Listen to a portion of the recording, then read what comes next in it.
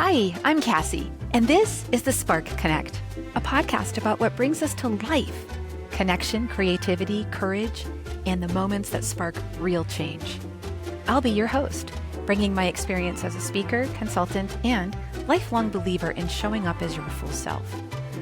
In this series, Arts and Facilitation, you'll hear from inspiring voices, facilitators, trainers, speakers, and everyday humans who are also artists, lighting up the world in their own unique, creative ways. This is your space to reflect, reset, and reignite, because the spark is already in you. Let's light it up.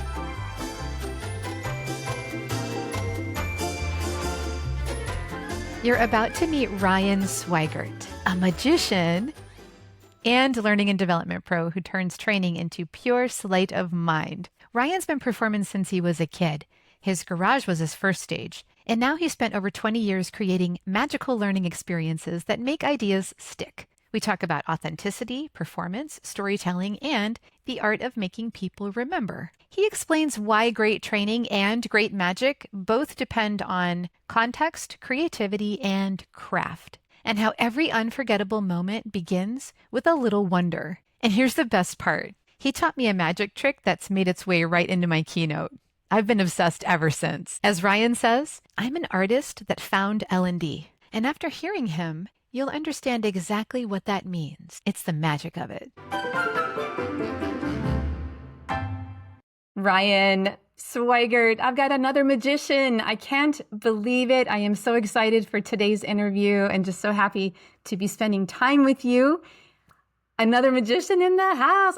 I'm so excited. Okay, Ryan, tell us all about you and the kind of magic that you perform and deliver and put out in the world.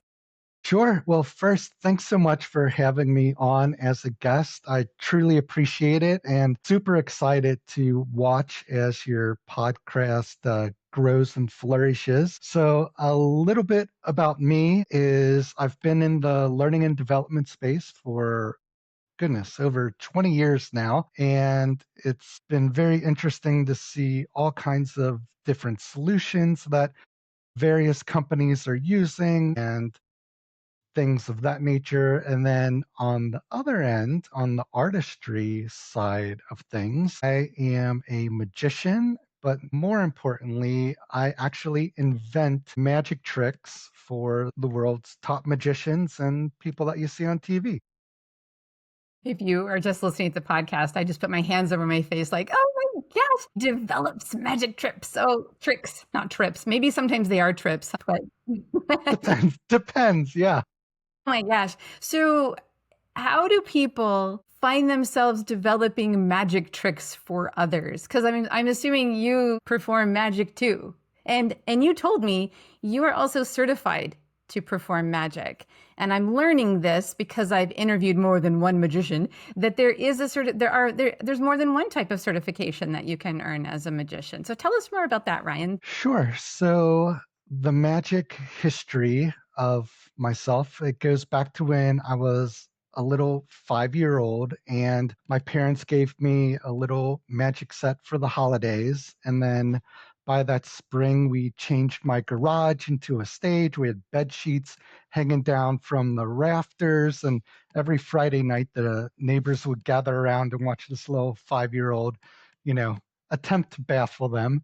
I love it. I would have been there. Yeah, yeah, and that so started super young, but then I also played soccer year round, so the interest kind of leaned that way for quite some time. But then when I was around, I would say 15 or 16, I started to get into the psychology of magic, of why something can happen right in front of your eyes and you don't see it, or you see something happen, but then you don't realize it later. So I was very fortunate to have many different mentors along the way. One of my mentors owned a magic shop in downtown Cincinnati, and I was the first employee of that magic shop. So I got to work in the magic shop all throughout high school, all throughout college, basically being a sponge, soaking in all of the knowledge from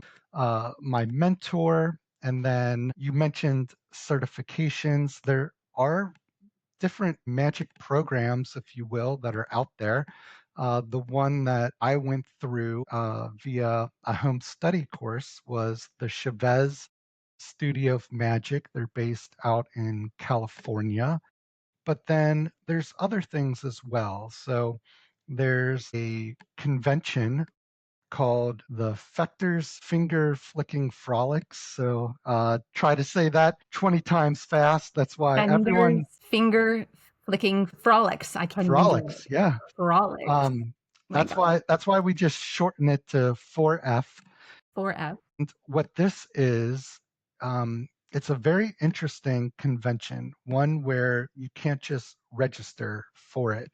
So it's an invite only magic convention, and you have to be sponsored by people that are already associated and within the convention. And then your first year there, you have to perform in front of everyone. So I'm looking out in the front row, and it's all of my heroes in the world of magic sitting there. They've written all of the books on my bookshelf, and then I'm here trying to entertain them mere inches away from my hands and my cards and whatever it might be. But then that's a that's a very, very, very special group of people, and there's only a limited amount of spaces available, and there's people from all around the world, from Germany to Argentina to Brazil to France and the UK and Japan. So like all of these people gather around, and believe it or not, it's right down the street from you is where we all come together in a place called Buffalo, New York. Oh my goodness gracious. You have to tell us about what it felt like to be on the stage in front of all of your heroes. And what did you do to get through that? Let's see, what did I do the first time I performed there? I performed there a few times. The first time, I believe I turned the guest of honor. So every year there's a guest of honor that we celebrate. And I ended up inventing this magic trick that combined London Bridge is falling down and I'm a little teapot and all of these like children's nursery rhymes, but it's not a routine for children, it's for adults. So I had all of my heroes in magic stand up and basically perform London Bridge is falling down. And then whoever the bridge fell down on, so to speak, they got to select any song that they wanted from this nursery rhymes album. And in the meantime, I positioned the guest of honor as a little teapot. And then lo and behold, the song that whoever got trapped in the London Bridge thing thought of was I'm a Little Teapot. So it's one of those things where it's like, all right, I cannot come out here and just do a standard card trick or coin trick or something of that nature because all of these people wrote the books on that. So I need to use my creativity and come up with something that nobody has ever seen before or has even thought of before. And that's exactly what I did. And they loved it. And then ironically, people in Europe have put that routine in their shows. Wow. So it's kind of Wow. crazy. That is incredible, Ryan. It's like you're performing magic, becoming certified as a magician in a Hmm. secret location in Buffalo, New Right? York. Is Yeah, it a secret location? yeah, yeah. I I would mean, you said I it would was say invite that. only, which just, fuels the intrigue. So I Yeah. assumed it must be secret. Right now, my mind is going through Buffalo is about less than an hour away from me here in Rochester. And I'm like, where Hmm. is it? And of course, I'm going through my mind. How do we get, wait, I don't even know where it is. Of course, it's secret. It used to be even closer. It used to be in Batavia, Well, I know New exactly York. where that is. Oh, that's Hmm. incredible. Oh.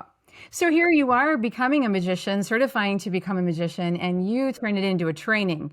So I was going to ask you, are you an artist who found L&D, or did L&D create an artist? How would you answer that? And how did you find yourself training in some ways? Because that's ultimately what you do. You now create tricks for others. It's incredible.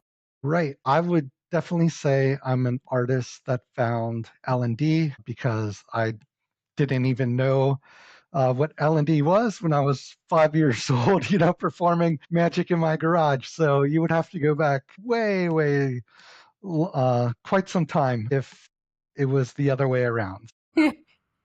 So I would say I'm definitely an artist that found L&D, but there are so many similarities between inventing a magic trick and then also, not inventing training per se, but like scoping out projects and things of that nature in the L&D world. We say that creating training that works is magic. Absolutely. Yeah. um, yeah, and it's not only that, it's one of those things where the end goal isn't to create a magic trick, and the end goal isn't to create training. The end goal for magic is to remove someone from their daily grind and just let them have a moment of that childhood wonder and that truly magical feeling that is so rare these days. And then on the training side, it's the goal is not to create training, and it's not to create a 30-minute e-learning course or anything like that. It's to, all right, we want upskilled leaders. We want to improve these business KPIs and these business metrics. So there's always something greater than the actual training or the actual trick that you're inventing. It's actually such a beautiful way to put that to you and to explain it. It makes me think you've worked for companies like it's Trivantis, ELB Learning, Blanchard, and more. And I love how you told me that you describe yourself a combination of, or other people have described you as a combination of Ted Lasso and Bandit from the show Bluey. And so I love that. I want to hear more about that. And I also want to hear Sure. about when you're interviewing for jobs or when you're working with clients, do Mhm. you lead with, so hey, I'm a magician? All right. Well, let's start with the first thing first. So the Ted Lasso and Bandit analogy. People have told me that because I guess apparently I have a knack of seeing the silver lining or the bright side of any situation.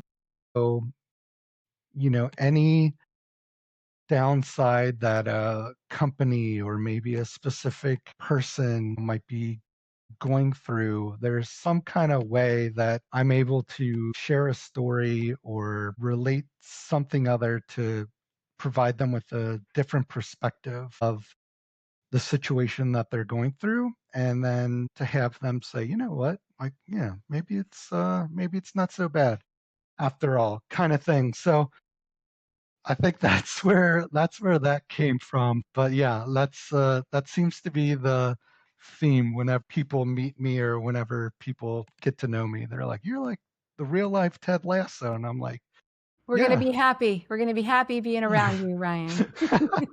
Right, right. And then I try to keep the magic thing kind of secretive. It's not necessarily something that I openly promote, but people do know about it. I don't necessarily try to hide it, but I'm also not out there trying to flaunt it as Hmm. well and Mhm. trying to have everyone that I walk past, pick a card and things of that nature. So Ah, uh, there's a there's a time and place for everything, and that's funny. I just Pick a card, any card. Pick a training, any training. right, right, right. That's so So yeah, funny. I just let that develop naturally. However, it may happen. I see. I see. The work that you do then in developing magic tricks for people is different from the work that you're doing in learning and development. It's like two separate gigs, if you will. It's two separate things, but again, there's so many similarities of things. So like here's a good example. If I invent a magic trick where two people are walking down the street and I show I show my hands empty and then I snap my fingers and there's a peanut butter and jelly sandwich in my hand. Where did that come from? It wasn't there a second ago. His hands were empty. He snapped his finger, and there's a peanut butter and jelly sandwich. Like, that's a decent trick, right? Like, we don't know where this came from. However, that trick is infinitely more powerful if same two people walking down the street, me and someone else walking down the street, the other person says, wow, I am so hungry right now. I could really use a peanut butter and jelly sandwich. I show my hands empty. I snap my fingers. There's a peanut butter and jelly sandwich. Same trick, same method. Nothing has changed at all from the magic side of things.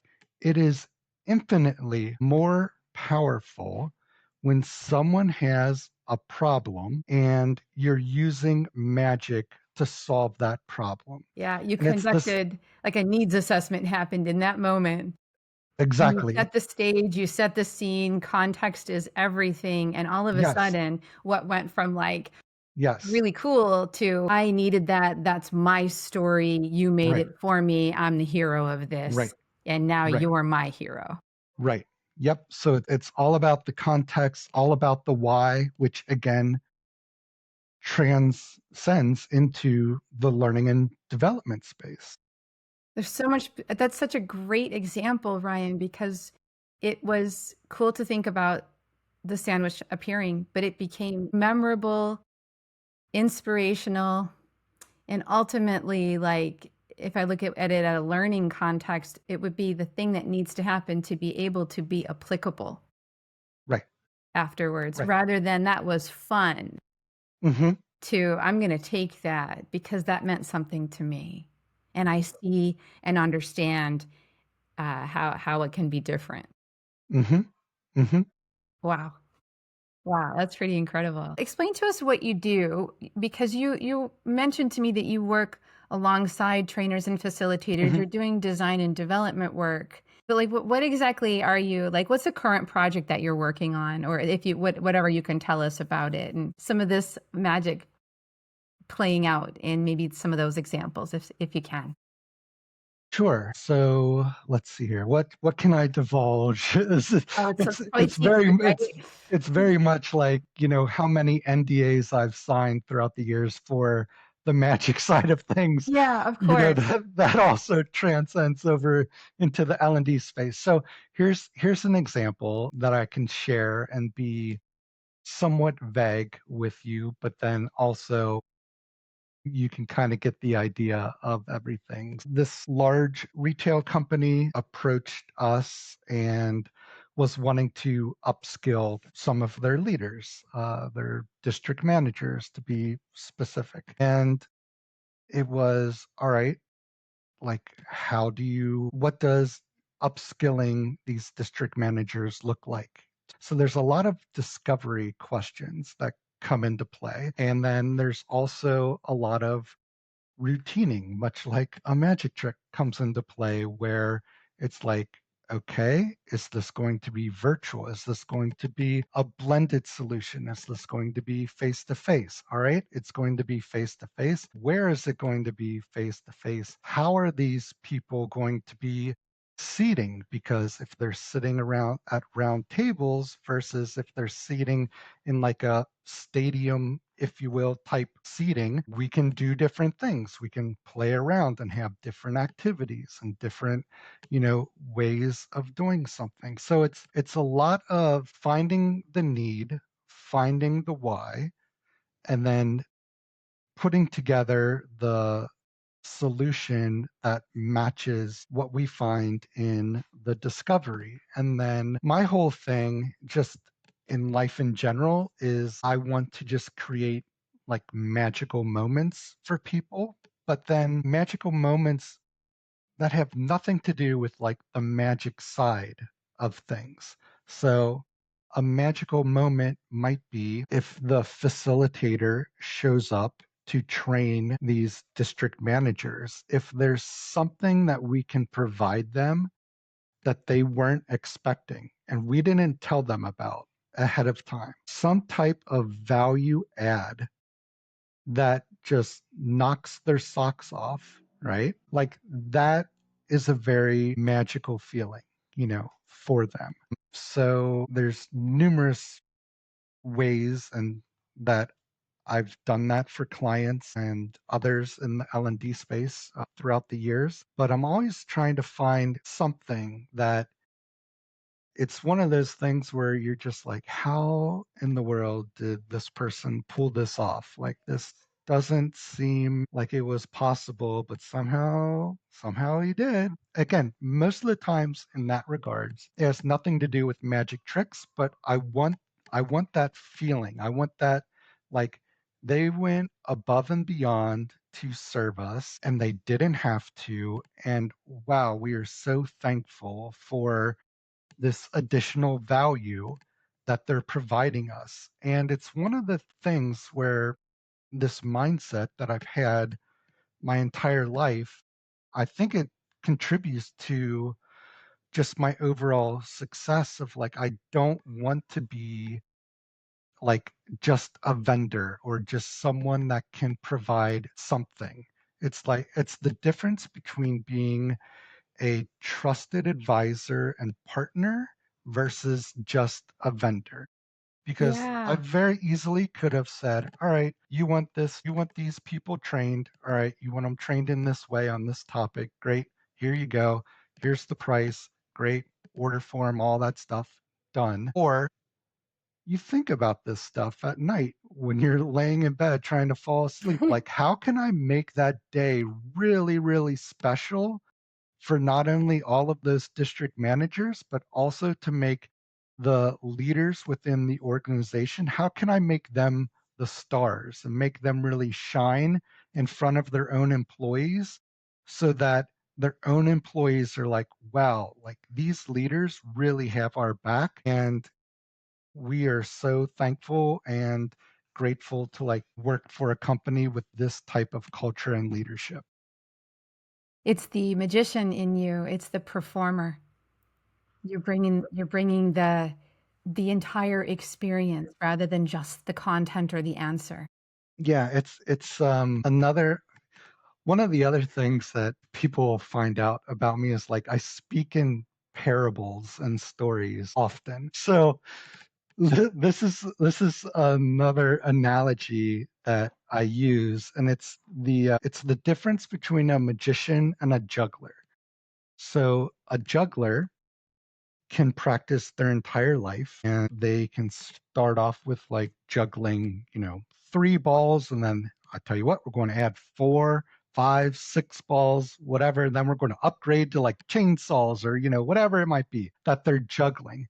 And the audience could watch these jugglers and they can see them juggling three balls and then four, five, and six. And they can think to themselves, wow, I remember trying to juggle back in my day, like in elementary school in gym class. And I was struggling with just juggling two balls, let alone three. And here this person is juggling six balls. This person has a tremendous amount of skill. And I can tell that they spent years of their lives dedicated to this craft or art of juggling, right? So that's juggler. A magician, on the other hand, dedicates the exact same amount of time as this juggler, right? Works to be a master of their craft, a master of their art form. And the audience sits there and they see nothing. The magician works all of those years so that it looks effortless. It looks like they are not doing anything. But in reality, they are doing some amazing, sophisticated sleight of hand or something of that nature, but the audience is completely unaware of it and it Wow. looks so natural. So that's what I also tend to kind of lean towards. I love that. Just yeah, just in life in general is I am working so hard behind the scenes on so many different things, but externally and outwardly, it's all going to look effortless. Wow. You know, something that I thought of while you were describing that as well, you said that with the juggler, we look at them and we can see that they have a lot of skill. Hmm. With the magician, we don't see anything. And as a result, I'm thinking that I could maybe become a juggler if I had wanted to. Whereas with the magician, I'm like, I got no clue what just happened. It almost feels like untouchable in a way, you know? Like, uh, what's just, you realize something with magicians that happens after the fact. You're like, what did I just experience? Hmm. And it's like you said, it's so natural and in the flow. And it's just another angle that's very interesting to me about that. Do you think that when people are delivering a training or delivering a speech, that it is also a performance, or is it not a performance? Either way, what's your thought on that? I would say there's n- there's no correct answer to that. I can make arguments for both cases. I would say that the ones that create a greater impact choose to make it a performance. I know I would tend to agree with that, though I've seen and experienced many training that isn't a performance, and I've learned what I needed to learn. So Hmm. again, not really passing judgment on it, but yeah, to your point. Yeah, it's one of those things where, the more time that someone spends thinking about these things and rehearsing things, I'm going to say something this way, versus saying the exact same idea, this other way. And if I say it the first way, it's going to make a greater impact on people. So people that think about the details about when they're facilitating and when they're delivering training, details matter. Yeah. The words that you use, the pauses that you use, the words that you choose not to use, Mm-hmm. how you stand, how you direct with your hands. If you're standing in front of a classroom or on a platform somewhere and delivering training, like where are your feet pointing? What are your shoulders doing? Right? Love So it this. goes back to like theatrical basics of direction and stage presence. And why would it matter if I'm upstage more when I say this thing or downstage more when I'm delivering something? Mm-hmm. One could say the exact same thing, but how they say it, their body language that they use, where they are standing, and how they are standing when they say it, it could come across multiple different ways when you're actually delivering the same content. So again, details matter, and I feel that facilitators that spend more time in details would get a better result. What's your take on you're speaking my language, by the way, very much so, but what's your take on there can often be from many trainers and facilitators, and I know that you develop training for people to deliver, Mhm. where they say, "Well, I'm not gonna be scripted." There's like this sort of age-old argument about it's better if I'm natural, and the way that I'm natural is if I don't have a script. It's a constant conversation, and I'm curious what your take is on it because of what you've just described. It all comes down to authenticity. So, what is authentic for one person? And if that one person were to write a script, it could look completely different from another person being authentic and them writing their own script. They could be delivering the same content, but the scripts that each one of them choose to write could be dramatically different because they are being true to themselves. Much like, again, how is L&D and magic related?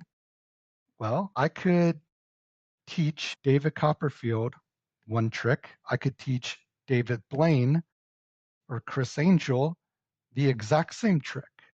How each one of them perform the exact same trick is going to look dramatically different because they are both coming from different places within their performance styles and their performance personas and who they authentically are. But it's the exact same trick. And the audience is going to love it no matter what. The people that, are on the David Blaine side of things, and David is a perfectionist and he's going to knock it out of the park, the people will love it. The people that see Copperfield do his thing and his take on the exact same trick. David Copperfield's definitely a perfectionist, and the people are going to be totally amazed with what he does. So I'm all for having different styles of facilitation or different styles of personas, but you have to make it yours. That's why I like magic books so much. I spent so much time researching magic books from the late 1800s and the early 1900s. And the great thing about these books is that they'll tell you the effect, they'll tell you what the trick looks like, they'll tell you the method. All right, here's how you do it. And that's all they'll tell you. The, Interesting. the presentation is completely up to you. So you get to say, all right, here's the framework. This is what I have to kind of like live within these boundaries per se of the to make the trick and the method work, but I'm able to branch out, Hmm. this way. And someone Hmm. else might read it and they might branch out another way. Yes. So I highly encourage that type of approach where it's like, all right, here's our framework, but then make it yours. Give them room. But the thing that we need is a plan too, like you need giving the basics there of what the Yes. trick is, Yes. then finding your authenticity, your Hmm. performance within that requires that plan. It's the winging it that's a problem. Because that's when you Hmm. start running out of time or not getting to the point and not landing it in the way that you were hoping it would land because you haven't prepared the way it Well, should land. Yeah.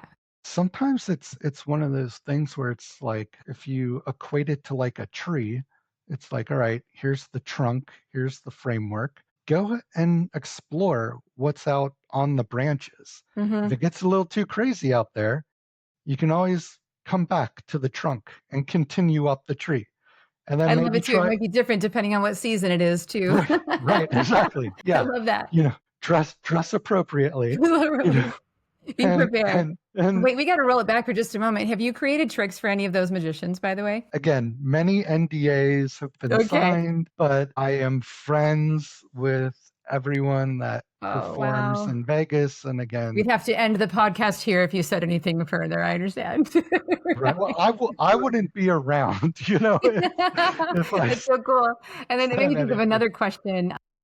You mentioned both of those, David Blaine and David Yeah, Copperfield being yeah, perfectionists. And it made me think, yes, is it, yes. does perfectionism run rampant in magic, in the magician's world? For ones who care, yes. Hmm. Why is that, you think? Simply because we realize we're all standing on the shoulders of giants and we don't want to let them down. Oh, so it's a respect thing. I mean, there might be an element of safety if we start thinking about some of the people who have done very dangerous magic tricks. There's safety, but respect. There's such a really neat and deep and respect for culture among magicians Hmm.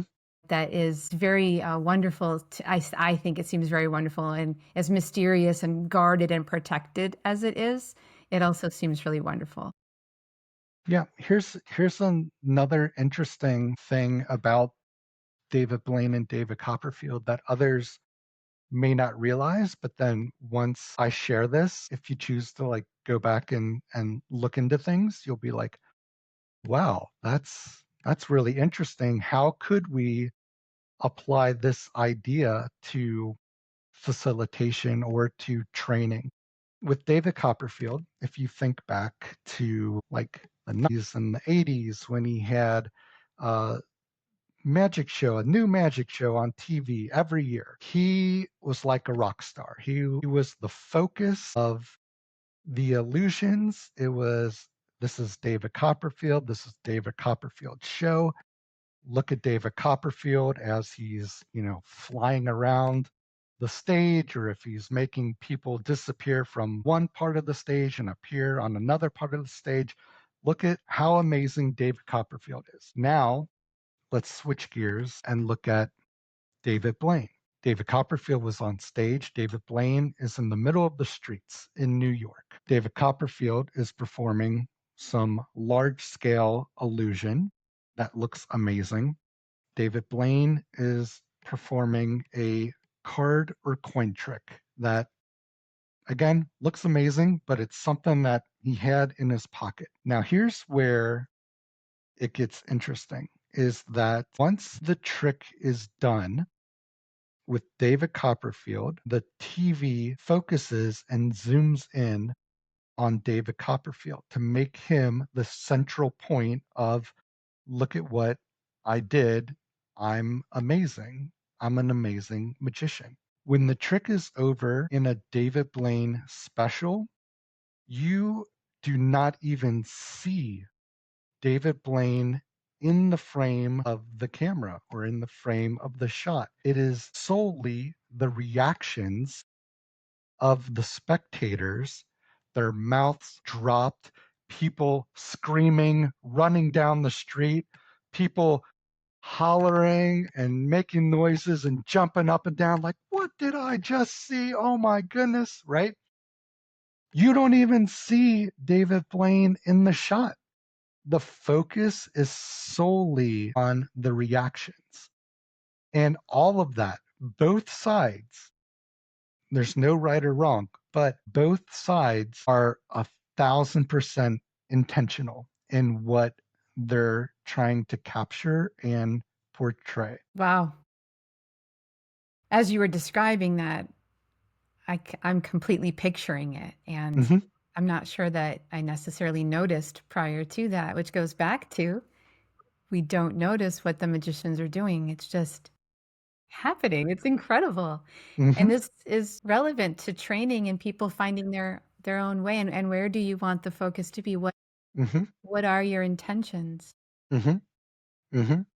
There's so much we can learn from everything that you've shared today. I have a question for you before we wrap and I get to not hang out with you anymore, but I want to find reasons to hang out with you more. Can you teach us one small thing, maybe a warm up, a mindset shift, a creative exercise, a magic trick that we could bring into our own training or training practice after listening to your insights today? Sure. I'm all I want you to do is to just simply relax, get comfortable.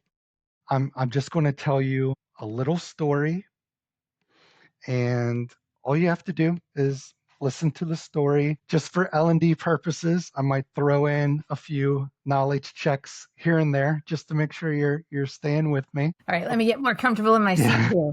I love this so much. This is my favorite. But Thank you. besides that, just listen to the story here. So the story is about an ex-warrior, like a Viking warrior, ex-warrior. He has the weirdest name. His name is ZY. ZY, the ex-warrior. So ZY, uh, is at home. He's married and he's upstairs and he hears this weird sound of like scissors, just clip, clip, clip, clip, clip, clipping. And he goes downstairs and he sees his wife just cutting coupons out of newspapers and magazine articles and like papers flying all over the place. And ZY is like so confused. So he looks at his wife and with this like Viking accent, he says, What's are coupons for? What's are coupons for? And do you know what the coupons were for?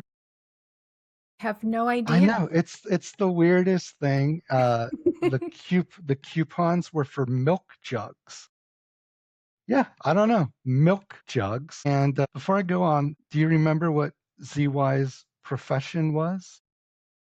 Or former profession, I should say. He was Warrior? an ex-warrior. That's right. So very good, ex-warrior. So yeah, the coupons, they're all over the place for milk jugs.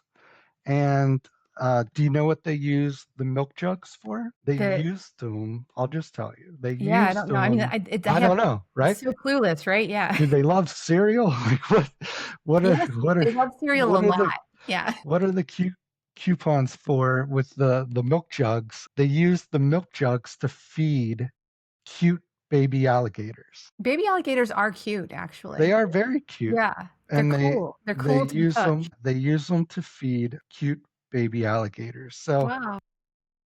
you might be wondering why in the world am I telling you this Yes. story? But there's method to the madness, and again, like magic, stuff might be happening that you're just not aware of until someone kind of shines a spotlight on that. So, what I would like for you to do, if you have a pen or pencil or a piece of paper nearby, Sure do. All right. Pen and paper here in my hand. all right. So, let's start at the beginning. So, what was the person's name in the story? Our main character, Yeah. ZY. All right. So, what I want you to do is write the letter Z, Hmm. and then right next to that, write the letter Y. All right. And then his profession, he was what? He was An ex-warrior. all right, an ex-warrior. So next to ZY, put X and then the letter W. All right. And then remember he was upstairs. He came downstairs and his wife was clipping all these coupons, right? And he had that Scandinavian accent. Do you remember what he asked his wife? Like, What are they for? yeah, What are they for? what's are coupons for? So what's write down VUTS, what's, and then what's are, so the letter R, what's are, and then coupon. So the letter Q and then PON. What's our coupon for, right? And then what were the coupons for? Milk jug. Milk jugs. That's right. So write down, we're just going to kind of do shorthand here. So milk, so we'll just put MLK for milk. And then jugs, just put J and then IHG. That's the Scandinavian spelling. So milk jugs. And then what did they use the milk jugs for? Baby alligators. To feed, right, to To feed feed them. cute baby alligators. So feed, we'll just write down FED so that they're being fed. And then cute baby alligators, just put C for cute, B for baby, A for alligators. And by simply remembering that little story, you now know how to say the alphabet backwards in a matter of a few minutes. Just a few minutes. And I did not catch on until I would say 80% of the way through. 80% of the way through, though. That's the magic of it. It's so magical. And I also appreciated having my magician slash coach guide me through a little bit of that. I love this. I love Yeah. that. Yeah. So that's like a whole other thing of I'm huge on different memory techniques and ways to memorize different things, whether it's mnemonics or a pegging or journey system or storytelling. And I feel there is a huge amount of opportunity to incorporate these memory techniques into facilitating and into training and learning so that people and the audience and the participants are able to remember, the training and the Yeah. I mean, facilitation that 'cause they've gone I through. felt so protected there, and it was really interesting to have a piece of paper and a pen where it felt like it literally was grounded. Yeah. And then I knew you were guiding me through it, and as I'm listening to you, but then I kept looking down at it, and I'm like I said, 80% of the way, I see what's happening here. Hmm. Like, why is he choosing Hmm. these letters? I get it. I get it. And then the check-in and asking, remember that? Let's build. Remember that? Let's build. What Hmm. did I say? It's that stuff that helps people to remember and be part of the whole story too. I enjoyed that so much. There you go. You are Thank welcome. you. Ryan, anyone who gets to work with you is just so fortunate. And anyone who gets to experience the programs that you have created is also the luckiest. I mean, I could sit and talk with you all day long and just enjoy every single moment of it. That simply means there's going to be a part two. So Maybe a let's part two. let's make it Thank happen. you. Thank you for spending time with me today. Where can people connect with you and learn more about the cool stuff that you are, the cool magic that you're putting out into the world? Again, thank you so much. And where people can connect with me, I guess the best route is simply LinkedIn. Just look up Ryan Swigert, and Swigert is Swigert,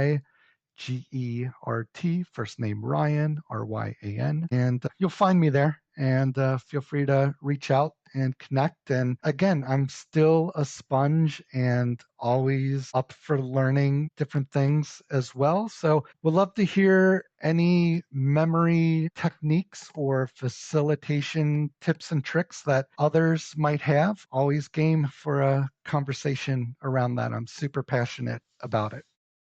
That's incredible. Well, it's wonderful to connect with you and to keep learning from you. And if people wanted to reach out to you to be like, hey, can you help me develop a trick? Is that something that you actually do? Yeah, Maybe. there's different ways to go about that, but yeah, sure.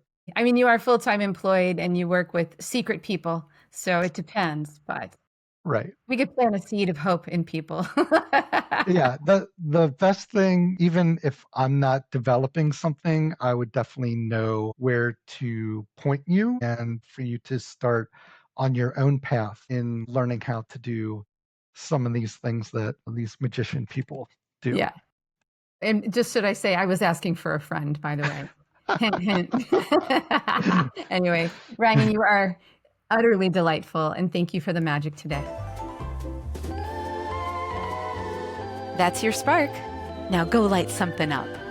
And hey, if this episode lit you up, share it with a friend, a fellow facilitator, or someone who needs a little more connection in their day. Be sure to follow the Spark Connect so you don't miss what's next. We've got more brilliant voices, bold ideas, and heart-forward conversations coming your way.